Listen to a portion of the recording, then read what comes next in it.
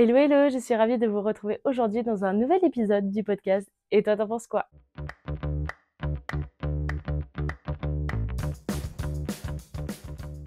J'espère que vous allez bien. Je suis ravie de vous retrouver aujourd'hui dans un nouvel épisode qui est à la fois audio et vidéo, que vous pouvez retrouver sur toutes les applications d'écoute ainsi que sur YouTube pour la partie vidéo. Je voulais, avant de démarrer l'épisode, vous remercier pour tous les retours positifs que j'ai eu justement à ce sujet, sur cette décision de faire ce contenu à la fois vidéo pour créer un petit peu plus de contenu et aussi développer quelque chose de nouveau cette année qui, je ne vais pas mentir, me permet de redévelopper un petit peu ma créativité et de repasser dans ce truc un petit peu où je me retrouve, où j'ai envie de faire les choses à 100%, parce que même je me suis rendu compte qu'en faisant le montage de l'épisode d'avant, que vous pouvez retrouver en description juste en dessous et aussi dans la barre d'infos, qu'en fait ça me remotivait et que j'allais beaucoup plus vite sur le montage et que j'ajoutais même des inserts écran, ce que je ne pouvais pas faire avant dans l'audio,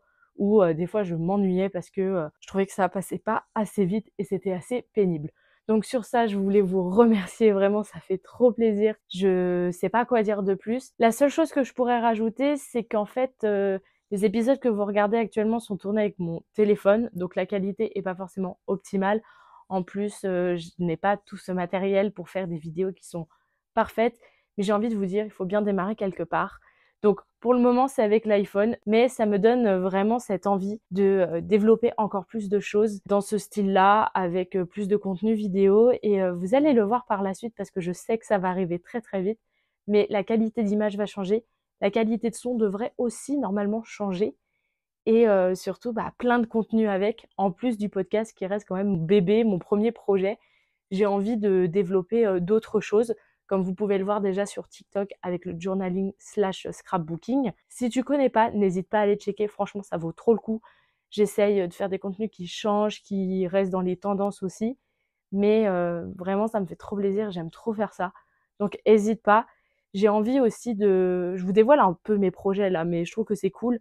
J'ai envie de aussi commencer à développer le vlogging. Je sais pas si c'est quelque chose qui vous intéresserait, mais moi j'ai trop envie, surtout pour me créer des souvenirs comme je fais déjà avec le podcast, mais encore plus en images. Et puis je me rends compte que j'adore faire du montage vidéo, c'est tellement plus intéressant que le montage audio, mais je me rends compte que en fait je filme beaucoup plus facilement, que même quand je vous parle, c'est beaucoup plus facile, c'est beaucoup plus lisible et beaucoup plus entendable, j'ai l'impression. Je sais pas si ce mot existe, mais on fera avec. J'aime trop et je me rends compte même quand je fais mon montage, ça va beaucoup plus vite et j'ai même le temps et j'ai même l'envie de vous intégrer des choses en fait sur le côté parce que je trouve ça trop bien en fait et j'ai l'impression en fait un peu de vivre mon rêve de gosse de devenir youtubeuse. Vous voyez un peu le délire, un peu à la Enjoy Phoenix, Sananas et autres.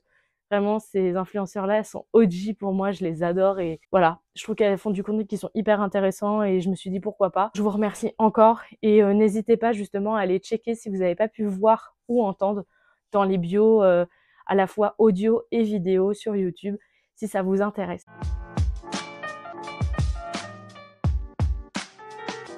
Je fais une petite aparté. Si vous voyez que j'ai souvent mon regard qui va vers le bas, c'est normal.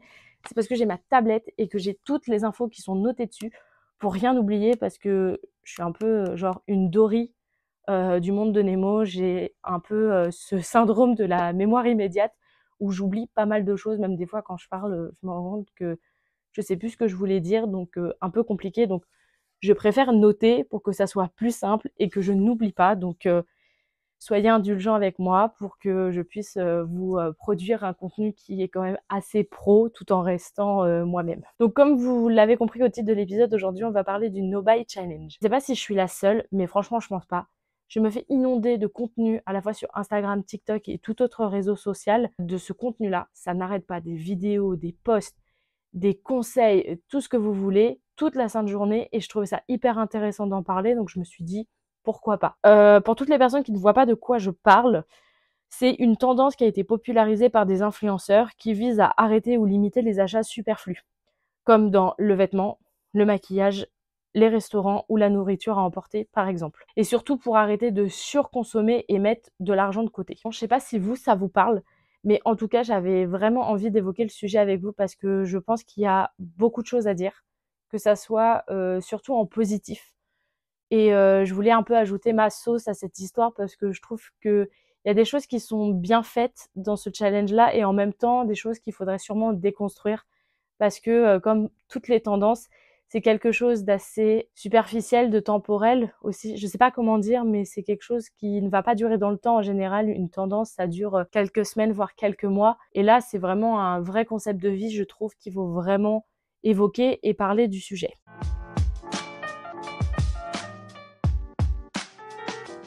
Donc, pour commencer, je voulais vous parler de mon rapport au No Buy Challenge. Spoiler alerte, j'ai décidé de ne pas faire ce challenge-là pour la simple et bonne raison que je me sens pas trop concernée, car je fais déjà quelque chose dans ce style-là. Enfin, moi, je l'aurais pas appelé comme ça, j'aurais pas donné de nom, mais en fait, c'est mon style de vie, tout simplement. Et en fait, les raisons de pourquoi je me sens pas trop concernée et pourquoi je le ferais pas, c'est parce que j'estime déjà que j'ai une consommation qui est plus ou moins raisonnée depuis que je ne vis plus chez mes parents. Ça, c'est un fait. Aussi, je me fixe souvent des budgets pour les dépenses que je fais parce que je sais que la vie adulte n'est pas forcément évidente et surtout est assez chère, surtout quand on vit à Paris. Je ne sais pas si c'est votre cas, mais honnêtement, les courses pour une semaine qui coûtent plus de 100 balles, j'ai envie de vous dire, ça fait mal. Et en fait, dans cette idée du No Buy Challenge, il y a quelque chose que je trouvais quand même relativement assez intéressant que moi, je ne faisais pas trop jusqu'à maintenant, qui était le principe de désencombrer. C'est ce que je disais au début, c'est que quand je scrolle sur TikTok et que je vois des filles ou même des garçons parler de ce sujet-là, en fait, c'est beaucoup de personnes qui, avant de démarrer le challenge, parlent de désencombrer tout ce qu'ils ont chez eux. Et je trouvais ça hyper intéressant et je trouve que c'est une suite logique en fait de ce challenge, qu'on le fasse ou non. Je pense qu'on devrait être plusieurs à... Même tout le monde devrait le faire en fait. Tout le monde devrait être désencombré parce que on accumule tellement de choses au fur et à mesure des années que je trouve que c'est un enfer. Et justement, à la suite de mon rapport du No Buy Challenge, je voulais vous évoquer mon processus de désencombrement.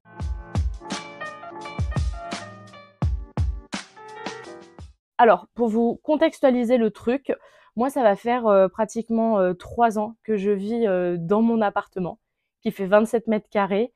Je l'adore et tout. Mais c'est vrai que pendant les 2 premières années où j'ai vécu ici, c'était mais un bordel. Mais je pèse mes mots, hein, vraiment, c'était Bagdad. Parce que je n'avais pas une optimisation parfaite de mon appartement, malgré le fait que je l'ai loué non meublé. Donc c'est moi qui ai décidé de rameuter tous les meubles que j'ai ici, de le faire comme j'ai voulu le faire, vraiment. Enfin, quand j'ai eu l'appartement avec ma mère, je me souviens qu'en fait, je lui ai dit: «C'est moi qui décide de tout». J'avais même fait les plans sur les Sims, sur, Canva aussi pour voir. J'avais tout mesuré avant de partir pour justement savoir quels meubles j'allais acheter, quels meubles j'allais récupérer, comment j'allais disposer. Et c'est vrai que j'avais un appartement qui était plus en mode étudiante-enfant, dans le sens où, si vous voulez, mon appartement est divisé en deux. Vraiment ma pièce principale sur les 27 mètres carrés. J'avais un côté où j'avais décidé de mettre mon lit, qui était un canapé en même temps, ainsi que mon bureau en face avec mon écran d'ordinateur qui me servait de télé à l'époque. Entre-temps, j'ai eu un vidéoprojecteur à Noël que j'avais demandé. Et de l'autre côté de l'appartement, en fait, c'était un peu un espace de passage et de débarras parce que j'avais genre un grand dressing Ikea que tout le monde a et moi je m'en servais pas réellement, genre mes vêtements étaient dedans mais je voyais jamais ce que j'avais dedans, je foutais le bordel comme ça, je fermais les 2 portes et on n'en parlait plus et j'étais tranquille. Mais c'est vrai qu'en fait, j'avais pas cet appartement vraiment appartement. Je sais pas comment expliquer mais j'espère que vous voyez où je veux en venir. Et c'est vrai que ben en 2024, j'ai décidé de tout réorganiser et ça a passé par du coup la revente de mes meubles, un gros tri. Mais quand je dis un gros tri, c'est vraiment tout est passé au crible. Il n'y a pas une pièce qui n'a pas été vidée, triée, rangée pour que je sois sûre de ne pas garder des choses vraiment superflues. Et c'est là où ça rejoint le challenge. Et en fait, j'ai réussi à me construire 2 espaces en un seul parce que en grandissant, bah, j'avais envie de plus d'espace, sauf que bah, on peut pas pousser les murs d'un appartement, c'est très compliqué. Je n'ai pas essayé, mais je ne pourrais pas le faire. Et en fait, de ces, je sais pas comment dire, on va dire de ces 20 mètres carrés qui font ma pièce principale, j'ai une alcôve en fait qui me permettait de mettre en place un système de 2 pièces sans pour autant mettre un vrai mur parce que financièrement ça coûte trop cher et aussi, enfin, vu que je suis que locataire, je me voyais pas faire d'énormes travaux. Donc en fait, j'ai mis un rideau et j'ai fait d'un côté ma chambre avec, du coup un vrai lit et surtout un lit coffre et ça, on oublie très, très souvent, mais dans Paris, c'est tellement appréciable parce qu'on n'a pas souvent de cave ou de grenier. Vous pouvez vraiment mettre tout ce que vous voulez dans cet espace-là et c'est hyper appréciable parce que, encore une fois, dans Paris, on peut pas pousser les murs et tu peux ranger vraiment tout ton bazar dedans. Par contre, de l'autre côté, j'ai aussi à faire ce que je n'avais pas actuellement dans mon appartement, c'était un espace de vie et c'est vrai que moi, j'aimais bien, inviter, pas mal, mes potes à venir boire un verre ou même venir à la maison. On n'avait pas cet espace où on pouvait justement chiller sans pour autant qu'on était dans mon lit. En fait, avant, mon lit était canapé, donc ça voulait dire que les gens qui venaient, même que de passage, quand ils venaient chez moi, ils étaient assis sur mon lit avec leurs vêtements sales. Et moi, j'avais un vrai problème avec ça. Du coup, c'est vrai que c'est à ce moment-là où j'ai décidé de refaire entièrement mon appartement. Et honnêtement, je regrette pas parce qu'aujourd'hui, je l'adore. J'ai vraiment eu un coup de cœur quand j'ai visité cet appartement et j'ai eu un deuxième coup de cœur quand je l'ai refait parce que je le trouve tout bonnement incroyable. Je suis trop fan de tous les meubles que j'ai pu choisir. J'ai réfléchi. Vraiment, enfin, c'est là où j'ai fait mes premières vraies décisions d'adulte après avoir choisi cet appartement. C'est comment j'allais le remeubler en appartement pour adulte. Parce que comme je passais un nouveau cap dans ma vie où j'étais plus étudiante, je passais au CDI, en fait, j'avais ce besoin aussi que mon environnement ressemble à ce que moi j'étais. Tout ce rangement, tout ce désengorgement, tout ce désencombrement, enfin tous les mots en ment, c'est passé par un énorme tri, surtout mes vêtements qui prenaient quand même, je pense, 75 de mon appartement et j'ai utilisé la méthode des 3 points qui est: je garde, je vends, je jette et j'ai été mais hyper efficace dans le sens où je me suis rendu compte que j'étais pas tant attachée de façon affective à mes vêtements, sauf pour certains, mais ça c'est normal et surtout je me suis rendu compte que déjà à cette époque-là, donc c'était il y a 1 an, des vêtements que j'avais depuis des années, de marques qui sont un peu de la fast fashion, mais que j'ai réussi à conserver, qui sont dans un super bon état et que je me voyais pas jeter tout simplement. Et à la suite de mon rangement de vêtements, j'ai du coup refait cet appartement-là et j'ai pas désengorgé tous les autres trucs.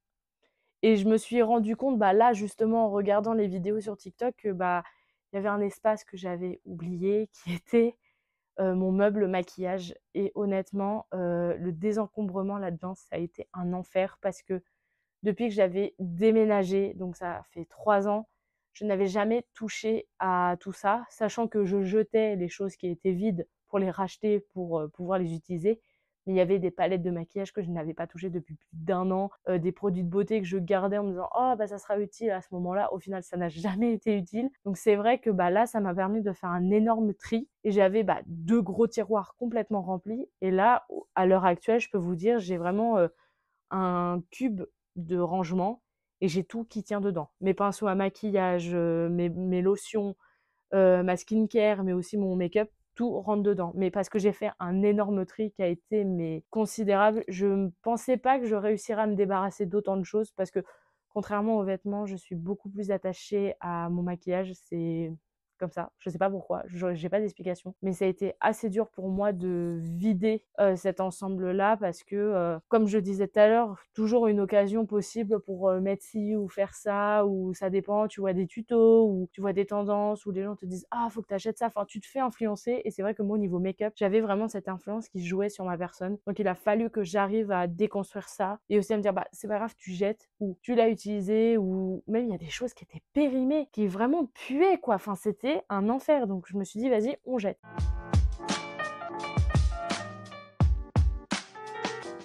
Et enfin, il y a eu aussi, surtout, là, dernièrement, une organisation générale dans le sens où, comme j'ai commencé le journaling, il me fallait de la place. J'ai, construit, vous savez, les petits meubles là chez IKEA qui sont trop bien. J'ai tout qui rentre dedans, le meuble est mobile, donc je peux le déplacer un peu partout. Mais ça passait aussi, par exemple, par ma cuisine où, comme c'est une toute petite cuisine parisienne, j'avais besoin d'organisation, de rangement et encore une fois, je suis allée, à un de mes endroits préférés dans le monde et surtout dans Paris qui n'est autre que IKEA. Moi j'adore passer ma vie là-bas, je sais pas vous, mais c'est au grand désespoir de mon copain qui aiment pas trop que j'y aille souvent, mais moi j'adore, je trouve ça génial. Enfin, tu as toujours des inspi, tu trouves toujours des trucs et en plus à moindre coût, donc c'est vrai que enfin, c'est plutôt pas mal. Et en fait, j'ai réussi à trouver plein de trucs pour le rangement qui sont vraiment cool et qui fait qu'en fait, bah, j'ai désencombré, j'ai jeté des choses que je n'utilisais pas ou que je gardais vraiment, encore une fois, pour me dire ah, à cette occasion-là, je l'utiliserai et qu'au final, cette occasion ne vient jamais. C'est vrai que bah, d'avoir tout désencombré, c'est vraiment un bonheur. C'est aussi un bienfait pour moi personnellement parce que ça a eu un réel impact, parce que j'ai fini mon désencombrement, j'ai envie de dire, avant-hier. Et depuis 2 jours, bon, le retour sur expérience est relativement court, mais il est quand même assez intéressant dans le sens où, pour le moment, j'ai que du positif parce que je m'y retrouve beaucoup plus facilement, j'ai moins d'affaires et aussi, en fait, je me suis rendu compte que mon anxiété jouait beaucoup sur mon environnement dans le sens où, bah, quand j'ai du bazar partout, bah, c'est que dans mon esprit, c'est totalement fermé, je n'arrive à réfléchir à rien et c'est vrai que, bah, j'y réfléchissais pas trop avant et maintenant, bah, ça m'impacte beaucoup plus. Donc c'est vrai que là, quand je rentre le soir, de voir que c'est rangé ou même le matin quand je me lève que je vois que j'ai pas beaucoup de bazar à ranger, bah en fait ça fait du bien quoi. Enfin, et je me rends compte aussi que j'ai beaucoup moins de crises d'angoisse qui viennent du coup parce qu'en fait j'ai mon esprit qui est complètement libéré sur un aspect de ma vie que je peux contrôler. Donc c'est vrai que sur ça c'est trop bien. Je le conseille vraiment à toutes les personnes qui ont ce besoin de ranger ou ce besoin d'organisation, qui savent pas comment faire, de regarder par exemple sur TikTok, sur même Pinterest. Moi je sais que j'ai beaucoup regardé, je sais pas si vous avez connu ou si vous connaissez Marie Kondo, qui est une pro du rangement. Bon, elle, c'est à l'extrême, mais il y a encore une fois des bonnes choses à prendre d'elle, vous n'êtes pas obligé de prendre la totalité. Mais moi, sur le fait que, bah, par exemple, un vêtement, moi, même si j'avais de l'affection pour, il fallait s'en détacher et se dire, bah, il a fait son temps, passe à autre chose. Parce que pour vous dire, il y a des vêtements que je gardais qui avaient des trous, mais ils étaient cachés les trous, donc ça passait, mais je les gardais quand même. Sauf que bah ce vêtement-là, je rentrais plus dedans ou je pouvais plus le mettre, mais je me disais non, faut que je le garde. Donc c'est bon, fallait passer à autre chose.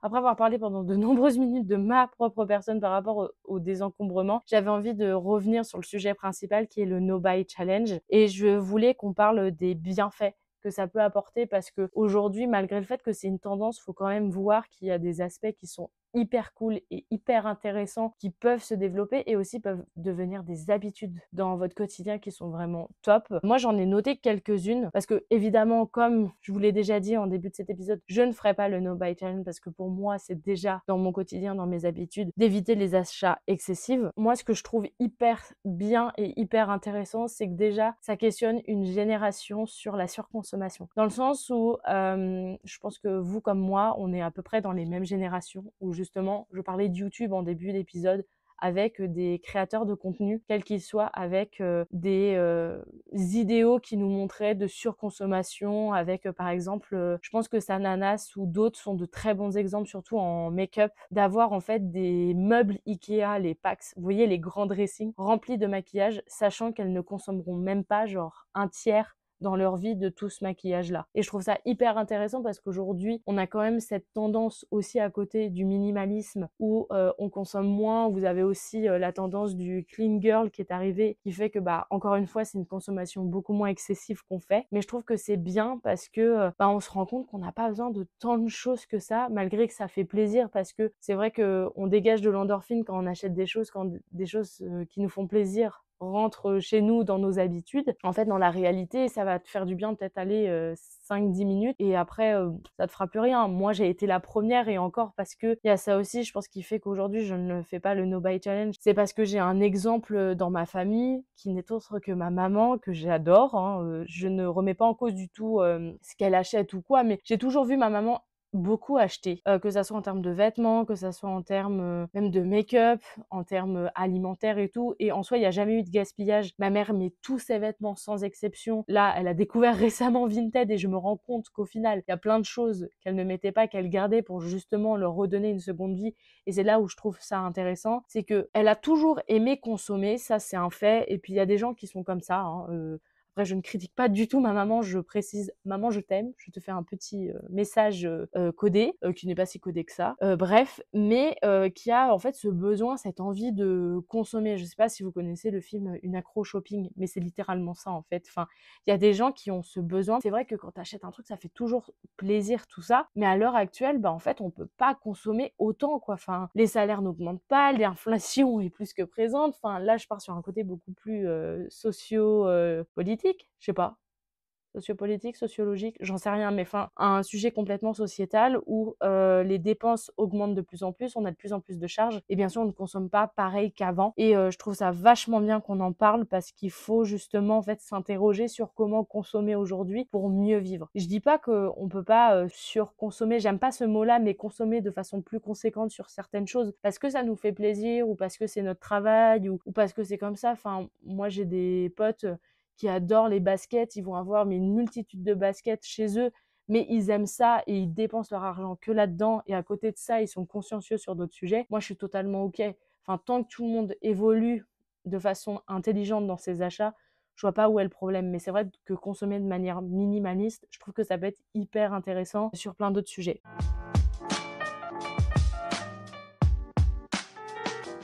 Ensuite, je voulais aussi, genre, faire un petit, point là-dessus, mais je trouve ça hyper intéressant que ça soit les réseaux sociaux qui nous aident à nous influencer justement dans quelque chose de très positif et de moins consommer. Alors que les réseaux sociaux, c'est une des premières choses qu'on consomme le plus, surtout TikTok. Moi, je pourrais vous mettre, mon temps d'écran, il est énorme, d'autant plus que depuis que je crée du contenu. Mais c'est vrai que, enfin, les réseaux sociaux aujourd'hui, c'est, la première niche dans laquelle tu vas justement chercher à voir qu'est-ce que tu vas acheter demain. Moi, je vois une multitude de vidéos de à ne pas louper, les nouveautés, voici ce que tu devrais acheter, voici les dupes, les machins, parce qu'il y a ça aussi qui rentre en compte dans la surconsommation. Ça va être les dupes et aussi, bah, du coup, les contrefaçons, mais qui sont appelées dupes. Enfin, ça, c'est un autre sujet. Je trouve qu'on pourrait en parler, c'est hyper intéressant, mais c'est pas le sujet maintenant. Je trouve qu'il y a vraiment des bienfaits que je trouve personnellement sont vraiment top.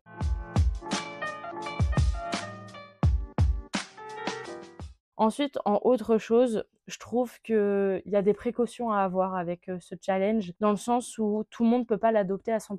C'est ce que je disais en début de vidéo, c'est que, le problème avec les tendances, les trends, c'est que tout le monde le fait très, très vite, mais tout le monde le fait pas de façon forcément intelligente ou, en ayant conscience de tout ou tout simplement en se disant que c'est quelque chose qu'il faut garder sur la durée. Vous avez beaucoup de trends TikTok aujourd'hui qui durent 1 voire 2 semaines ou 3, mais pas plus, parce que c'est comme ça et qu'ils voient pas comment consommer différemment.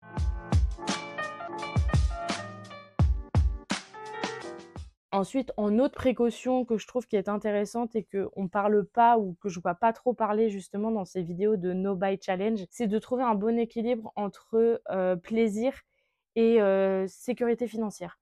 Dans le sens où justement le no buy challenge permet de réaugmenter la sécurité financière, mais va diminuer le plaisir d'achat. Dans le sens où tu peux avoir quand même cette frustration parce que, bah, vu que tu as mis ce challenge-là, tu peux plus dépenser. Je pense qu'il y a ce côté où je l'ai vu dans des vidéos où il y a des personnes qui sont en mode: «Ah, j'ai trop envie d'acheter, mais je peux pas parce que je fais le no buy challenge». Ce qui me fait peur, c'est qu'il y a des gens qui vont faire, par exemple, pendant 1 ou 2 mois et qui, au bout de ces 2 mois-là, vont être en mode: «C'est bon, j'ai fait le challenge, je peux reprendre mes habitudes de consommation habituelles». Et donc vont pas en fait forcément apprendre de ce qu'ils ont pu faire durant ces mois-là, mais ils l'ont fait juste pour la traîne, juste parce que leur créatrice de contenu préférée le fait, les a influencés à le faire aussi.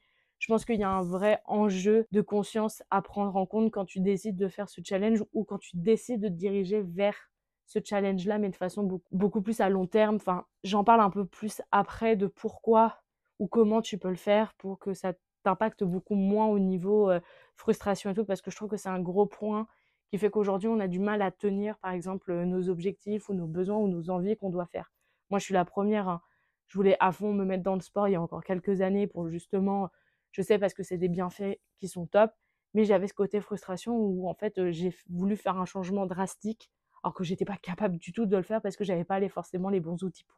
Enfin, le dernier point des bienfaits du No Buy Challenge dont je voulais parler, c'est les bénéfices environnementaux. Parce que je trouve que c'est quand même important parce que on a quand même, si on décide de partir dans ce challenge-là, et j'ai l'impression que beaucoup de gens décident de le faire, c'est qu'il va y avoir une importante, je pense, réduction des déchets et je trouve ça cool. Après, ça dépend à quel niveau, parce qu'à côté de ça, je vais voir une vidéo sur ce thème-là et juste après, j'ai une vidéo d'une nana qui me fait un haul sur Zara, quoi. Enfin, c'est hyper paradoxal, mais c'est en même temps l'enjeu de tout ça.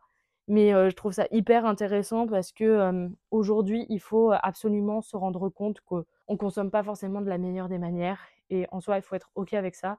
Et moi, la première, hein, je suis pas toute noire ou toute blanche sur ce sujet-là. Il y a des choses sur lesquelles je consomme de façon très responsable et sur d'autres pas du tout. Pour vous dire, parce que là, je l'ai en face de moi, je le vois, j'ai plus d'une dizaine de paires de chaussures, dont au moins 4 paires de baskets. À l'heure actuelle, je n'ai pas besoin dans la réalité de 4 paires de baskets, mais dans mon esprit, j'en ai besoin.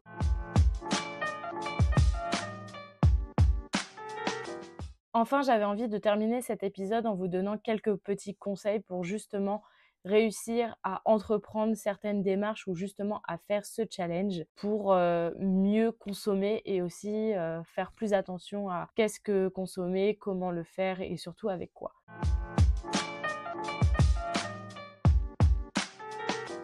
Le premier conseil que moi je peux vous donner, c'est de vous fixer justement des règles qui sont claires et précises que vous devez respecter. C'est vraiment votre charte de l'année et si vous la respectez pas, bon, c'est pas grave, hein, faut pas non plus se blâmer à ce point-là, mais ça permet quand même de garder une certaine ligne de conduite qui peut être intéressante. Et moi, du coup, j'ai quelques règles que je me suis mises en place depuis déjà quelques années. Donc, je trouve ça intéressant quand même de vous les partager. Donc, la première, c'est que je me fixe absolument un budget pour tous mes pôles de dépenses.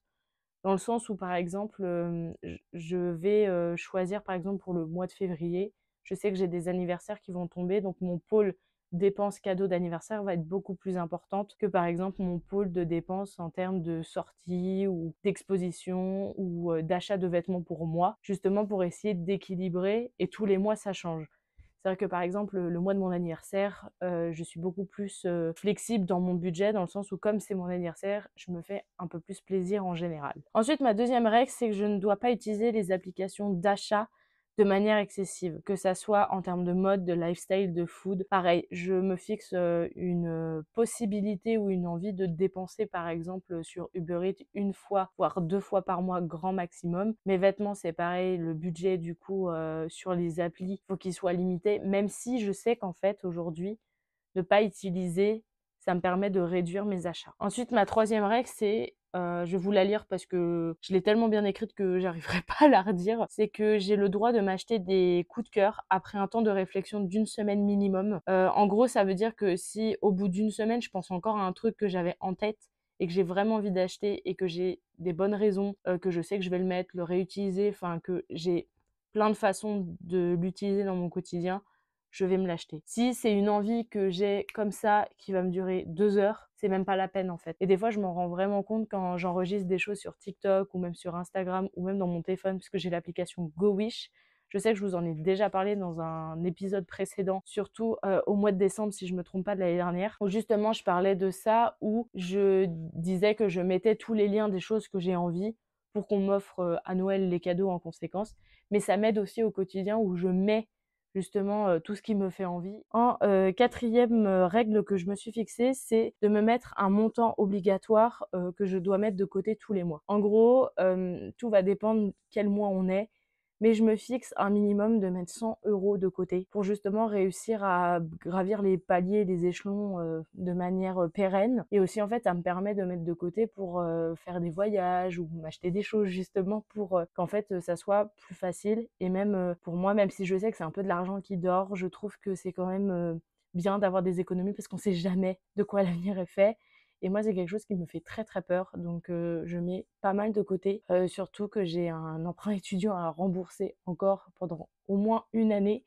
Donc c'est vrai que mettre de côté, c'est bien, et ça apprend aussi à gérer son argent et enfin, du coup, quand j'en récupère, j'ai l'impression que c'est de l'argent gratuit parce que je l'ai économisé depuis longtemps. Mais bon, ça, c'est un autre truc dont on en parlera plus tard. Il y a aussi cette dernière règle que j'ai mis en place, c'est que tout l'argent que je gagne grâce aux applications comme Vinted ou Vestiaire Collectif, tout ça, en fait, cet argent-là, je le mets de côté pour pouvoir m'acheter justement l'objet qui me fait tant désirer en question sur le moment. Comme ça, j'ai cette sensation qu'en fait, il va me coûter moins cher parce que j'ai derrière pu économiser un certain montant de la somme pour pouvoir le payer. Et ça, je trouve ça grave cool.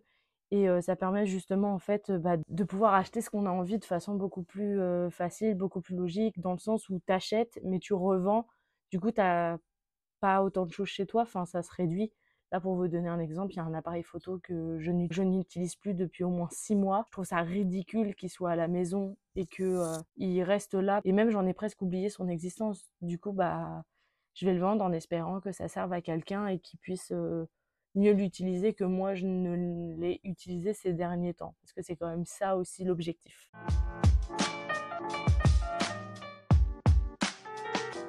Ensuite, en autre petit conseil, que je dirais, c'est de vous créer un environnement qui est propice justement à faire ce genre de challenge-là, dans le sens où avant de vouloir se lancer dans le No Buy Challenge, commencez par désencombrer justement toute votre maison, tout votre espace pour voir ce que vous avez déjà, et aussi parce que ça rentre totalement dans le processus, de ce challenge, et ça peut prendre énormément de temps. Vous n'êtes pas obligé de le faire en 3 jours, ça peut prendre quelques mois. Regardez, moi, ça m'a pris 2 ans de désencombrer pour être sûre vraiment de tout ce que j'ai envie, de tout ce que je n'ai plus envie, de tout ce qui est périmé et autres. Donc c'est vrai que, c'est assez, important et assez, contraignant, mais pour moi, il faut le faire, c'est vraiment, primordial.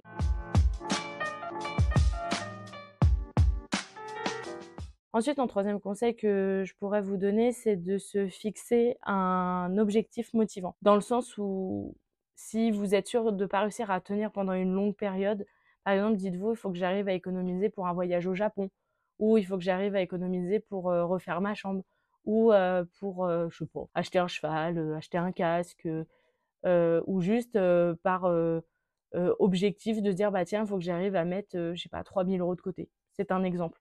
Mais ça peut fonctionner en fait, parce que ça vous donne une motivation et vous avez quelque chose de réel à atteindre, et des fois, ça aide à garder la motivation et à la tenir pendant une plus longue période.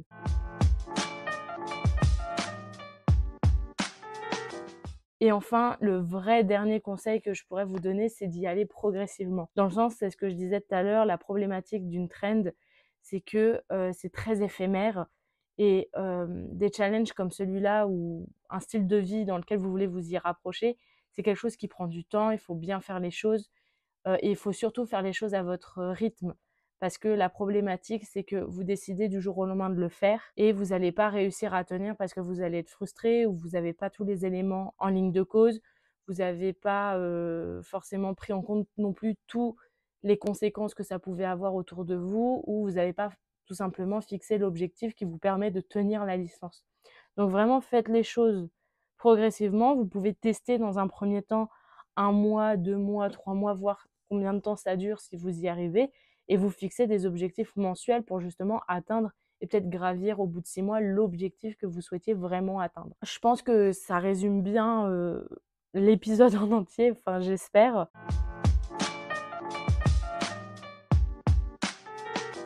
Pour conclure l'épisode, j'avais envie de déjà vous dire merci d'être resté jusqu'au bout, parce que c'est pas tout le monde qui le fait. Aussi, je suis super contente de faire un épisode comme ça parce que ça change, dans le sens où j'arrive à lier un point d'actualité ou de réseaux sociaux, trend, je sais pas comment dire, avec, moi, mon expérience, moi, ma vision des choses, pour justement en fait, faire une balance entre les 2, et je trouve ça plutôt cool. Pour faire un petit résumé du coup, le No Buy Challenge, si vous avez envie de le tenter, tentez-le, ou si vous avez envie de changer vos habitudes de consommation parce que ça vous a motivé, faites-le. N'hésitez pas à me dire ce que vous en pensez en commentaire, je trouve ça hyper important.